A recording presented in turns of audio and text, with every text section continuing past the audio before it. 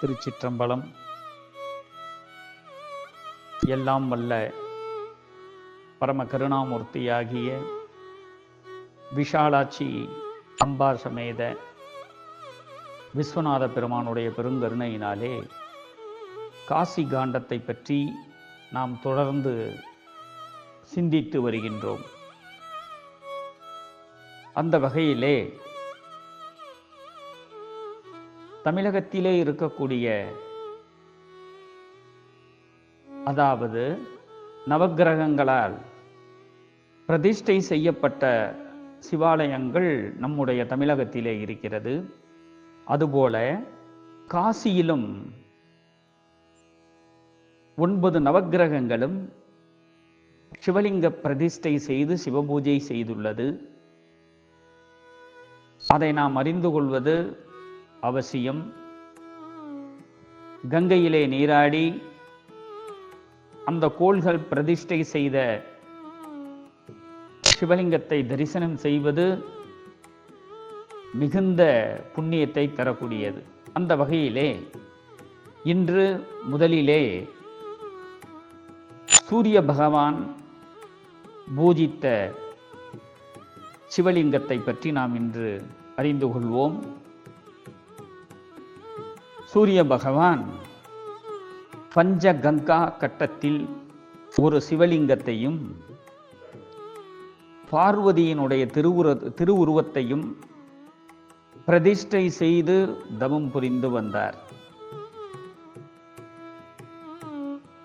சூரிய பகவான்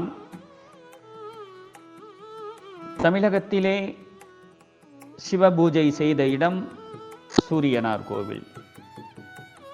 அதுபோல கடம்பவன புராணம் என்று சொல்லக்கூடிய புராணம், அந்த புராணத்திலே பீமநாத பண்டிதர் அவர்கள் எழுதியது.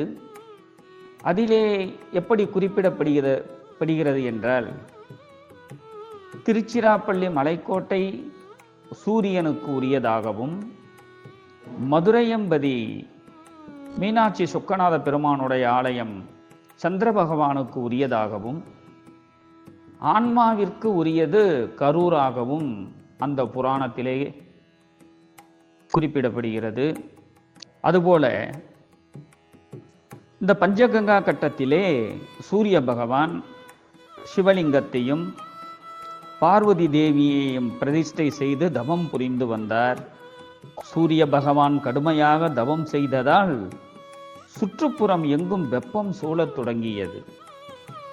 சூரிய பகவானின் உருக்கமான தவத்தினால் சுற்றுப்புறம் எங்கும் உஷ்ணம் பரவியது. சூரிய கதிர்களின் உஷ்ணம் அதிகரித்துக் கொண்டே இருந்தது. உயிரினங்களினாலே அந்த வெப்பத்தை பொறுத்து கொள்ள முடியவில்லை. அதனாலே உயிர் வாழ்க்கை ஸ்தம்பித்தது. பருவ காலங்களிலே அந்தந்த பருவத்திற்கு ஏற்ப அதனுடைய செயல்கள் அதிகரித்துக் கொண்டே இருக்கும். அதுபோல அங்கே சூரிய பகவானின் வெப்பம் அதிகரித்ததினாலே உயிர் வாழ்க்கை ஸ்தம்பித்தது. உடனே எல்லா உயிர்களும் தேவர்களும் சிவபெருமானை பிரார்த்தனை செய்தார்கள். அவர்களுடைய பிரார்த்தனைக்கு இறங்கியும், சூரிய பகவானின் கடும் தவத்திற்கு இறங்கியும், சிவபெருமானும் பார்வதி தேவியும் சூரிய பகவான் முன் தோன்றினர். சிவபெருமான் சூரிய பகவானை லேசாக தொட்டார். அப்படி தொட்டவுடன் வெப்பம் குறைந்தது. கண்களை திறந்த சூரிய பகவான் சிவபெருமானையும் பார்வதி தேவியையும் பல்வேறு துதிகளால் போற்றினார். மனம் மகிழ்ந்த இறைவனும் இறைவியும் சூரியனுக்கு பல்வேறு தெய்வீக வரங்களை அளித்தனர். சூரிய பகவானால் வழிபடப்பட்ட லிங்கம் கபஸ்தீஸ்வரர் என்று வழங்கப்பெறும் என சிவபெருமான் கூறினார். பஞ்சநத தீர்த்தத்தில் நீராடி கபஸ்தீஸ்வரரை வழிபடுபவர்கள் அனைத்து பாவங்களும் நீங்க பெற்று மோட்சத்தை அடைவார்கள் என்று காசி காண்டம் அத்தியாயம் 49 குறிப்பிடப்படுகிறது. இந்த இடம் மங்கள கௌரி கோவில், அதாவது பஞ்சகங்கா கட்டம் என்ற இடத்தில் அமைந்துள்ளது. பஞ்சகங்கா கட்டம் வரை படகில் சென்று அங்கிருந்து படிகள் ஏறி சென்று கபஸ்தீஸ்வரரை வழிபாடு செய்யலாம்.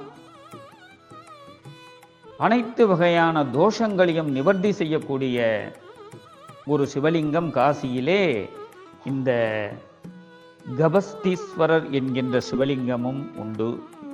அந்த சிவலிங்கம் சூரிய பகவானாலே பிரதிஷ்டை செய்து வழிபாடு செய்யப்பட்ட மிக அற்புதமான தலம்.